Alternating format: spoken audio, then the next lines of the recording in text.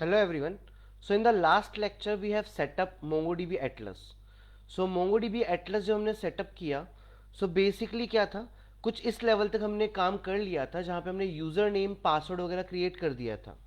Now अब हमें क्या करना है, MongoDB सेटअप के लिए हमने एक कनेक्शन स्ट्रिंग निकाली थी और वो कनेक्शन स्ट्रिंग हमने डाल दी थी कहाँ पे, हमारी env फाइल में, इस जगह पे. और यहाँ पे जो भी हमने यूज़र डाला था उस यूज़र का पासवर्ड यहाँ पे सेट कर दिया है. इस सब काम को करने के लिए अगला जो काम हमें करना है, वो अगला काम हमें ये करना है कि हम लोगों को हमारे MongoDB के अंदर बेसिकली नेटवर्क कॉन्फ़िगरेशन सही करनी है. नेटवर्क कॉन्फ़िगरेशन सही करने के लिए हम लोग आएंगे यहाँ पे पैनल पे, और पैनल पे यहाँ पे ऑप्शन मिलेगा हमें नेटवर्क एक्सेस का. इस पे हम क्लिक करेंगे और क्लिक करने के बाद आप देख सकते हैं यहाँ पे आपको एक आईपी अवेलेबल है जिससे आप कनेक्ट कर सकते हैं. बट हम चाहते हैं कि एक पब्लिक आईपी हमको मिल जाए जिससे ऑलमोस्ट हर कोई कनेक्ट कर पाए डेटाबेस से. हम क्लिक करेंगे यहाँ पे ऐड आईपी एड्रेस पे और यहाँ क्लिक करेंगे अलाउ एक्सेस फ्रॉम एनीवेयर. ये करने के बाद हम कर देंगे कंफर्म. कंफर्म करते ही एक नई एंट्री हमको मिल जाएगी. आप देख सकते हैं 00 करके आपको एक आईपी एड्रेस जनरेट हो गया है और यहाँ पे पेंडिंग लिखा आ रहा है. इस तरीके से एक नया आईपी आपको जनरेट होकर मिल जाएगा यहाँ पे. अब नेक्स्ट काम हमें क्या करना है, हम यहाँ पे जो है वो क्लस्टर्स बना चुके हैं, हम लोग कनेक्शन बना चुके हैं, कनेक्शन यूआरएल हमने कॉपी कर लिया है. साथ में आप देख सकते हैं हमारा जो आईपी एड्रेस नेटवर्क एक्सेस है वो भी एक्टिवेट हो चुका है.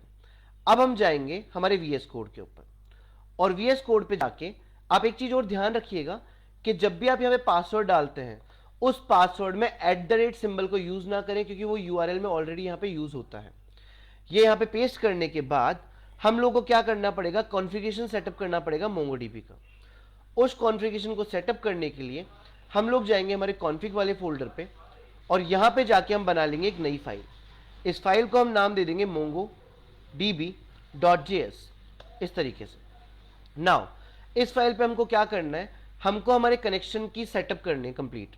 तो हम यहाँ पे करते हैं इंपोर्ट और मैं इंपोर्ट कर रहा हूँ मोंगोस को. इंपोर्ट कर लिया है. इंपोर्ट करने के बाद हम बना लेते हैं कॉन्स्ट और एक फंक्शन बना लेते हैं कनेक्ट डीबी करके, इस तरीके से.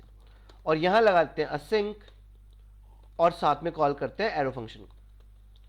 ये फंक्शन हमको हेल्प करेगा कनेक्शन गेट करने के लिए. सो यहां पे इस कनेक्शन फंक्शन को हम एक्सपोर्ट भी कर लेंगे साथ ही में, एक्सपोर्ट डिफॉल्ट, और हम नाम डाल देते हैं कनेक्ट डीबी. परफेक्ट. नाउ इस कनेक्शन फंक्शन के अंदर करना क्या है हमें, हम वो लिखते हैं. हम आएंगे यहाँ पे और यहाँ पे आके हम लिखेंगे अवेट. अवेट के बाद हम कॉल करेंगे मोंगोस की लाइब्रेरी को और डॉट कॉल करेंगे कनेक्ट नाम के एक फंक्शन को और यहाँ लगा देंगे ब्रैकेट्स. ये ब्रैकेट इंक्लूड करने के बाद यहाँ पे इसको क्लोज कर देते हैं.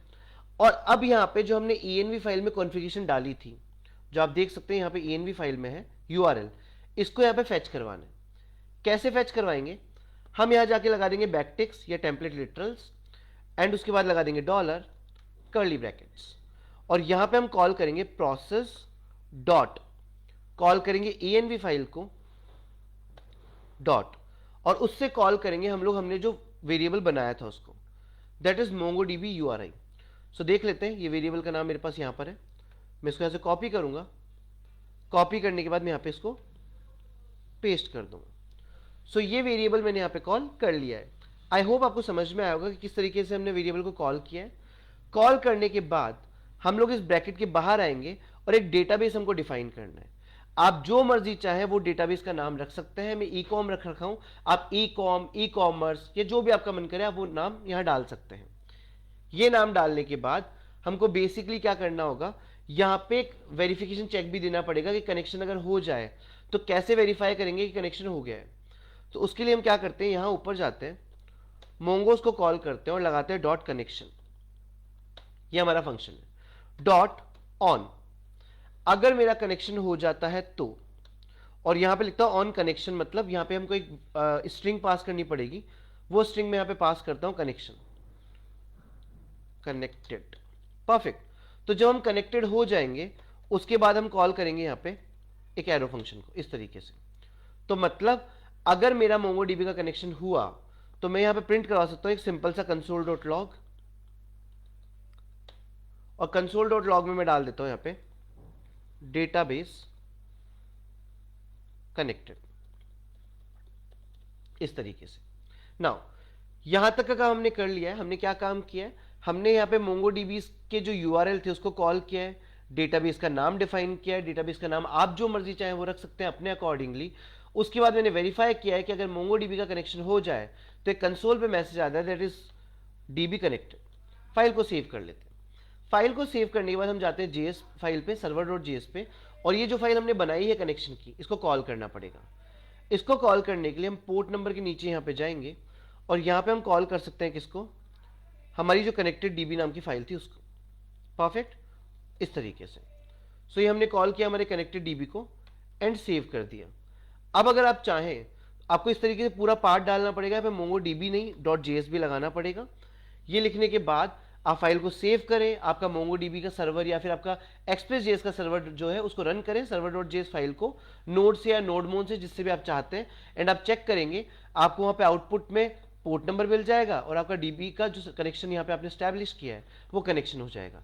इतना काम अगर आप कर पाते हैं, ANV फाइल में आपको URL चाहिए, पासवर्ड यहाँ पे इंक्लूड आपको करना है, साथ में आपको कॉन्फ़िगरेशन बनानी है किसकी, MongoDB.js की, जहां पे आप दो चीज यूज करेंगे, MongoDB.connect जहां पे आप URI पास करेंगे जो आपने ENV फाइल में सेव किया था, और साथ में यहाँ पे एक फंक्शन आप कॉल कर देंगे mongos.connection जो आपको ये बताएगा कि कनेक्शन हो रहा है या नहीं हो रहा है सक्सेसफुली।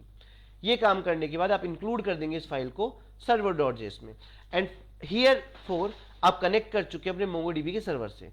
आई होप आपको लेक्चर समझ में आया होगा। Thank you so much.